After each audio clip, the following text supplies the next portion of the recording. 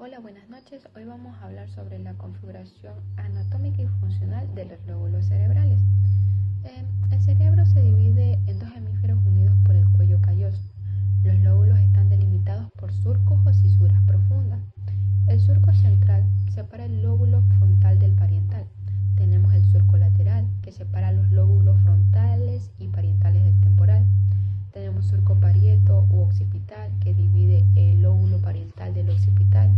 Tenemos también la cisura interhemisférica, que separa ambos hemisferos en el plano sagital. Funcionalmente, el cerebro opera de manera contralateral. El hemisferio derecho controla el lado izquierdo y el izquierdo controla el derecho. Tenemos los lóbulos que son frontales, parietal, temporal, occipital, insula, límbico. Lo que es el frontal, tenemos las funciones ejecutivas, planificación, personalidad, razonamiento y movimiento. En sus estructuras claves tenemos como la corteza motora, primaria, área de Broca, lenguaje o articulado.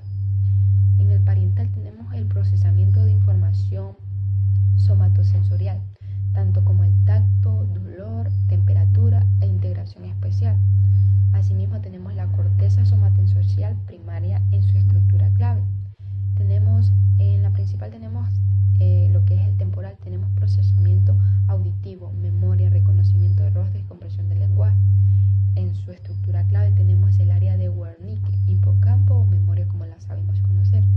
En el occipital tenemos el centro principal de pensamiento, procesamiento visual e interpretación de imágenes. Y en su principal tenemos corteza visual primaria. En la insula, integración de funciones vísceras, gustos y procesamientos de emociones profundas, asimismo como profundidad del surco lateral en su clave. Tenemos el sistema límbico, que es regulaciones de emociones, conductas y respuestas instintivas. Asimismo, en su estructura clave tenemos el giro del cíngulo y formaciones adyacentes.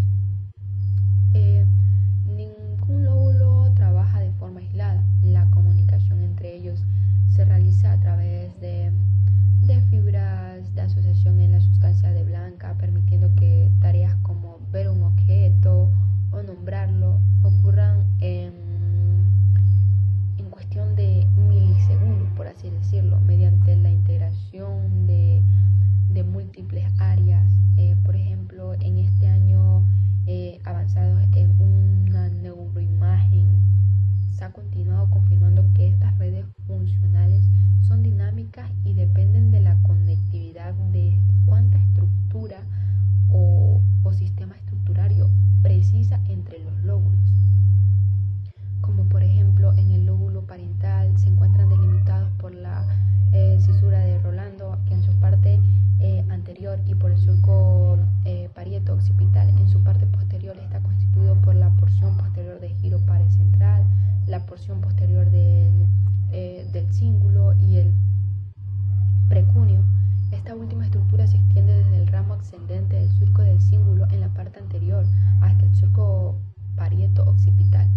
También asimismo como el occipital, representando las regiones de la superficie cerebral situada detrás del surco parieto occipital, dividiéndose en partes principales como la cuña, que se encuentra entre el surco parieto occipital y el surco calcarino, y la lígula, que se encuentra por debajo del surco calcarino. En las áreas superiores e inferiores, surcos calcarinos se localiza en el área visual primaria. Por lóbulo temporal, compuesto por todo el tejido cerebral, situado por debajo de la cisura del cilvio y por delante de la corteza occipital. Este lóbulo es profundamente tanto por su anatomía como por las funciones que desempeña.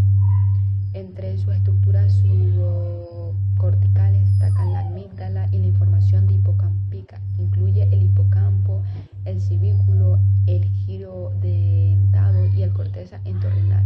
Estas áreas subcorticales están profundamente involucradas en el proceso de memoria y emociones.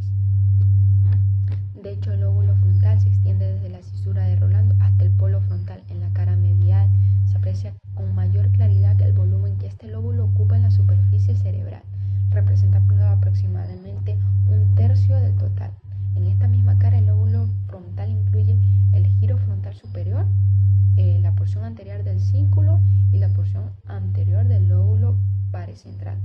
También aquí tenemos el parietal, que se encuentra limitado en cisura de Rolando en su parte anterior y el surco pariento-occipital. En su parte posterior están constituidos por la porción posterior del giro paracentral, la porción posterior del cíngulo y el precruno. Esta última estructura se entiende desde el ramo ascendente del surco del cíngulo en la parte superior hasta el surco parieto-occipital.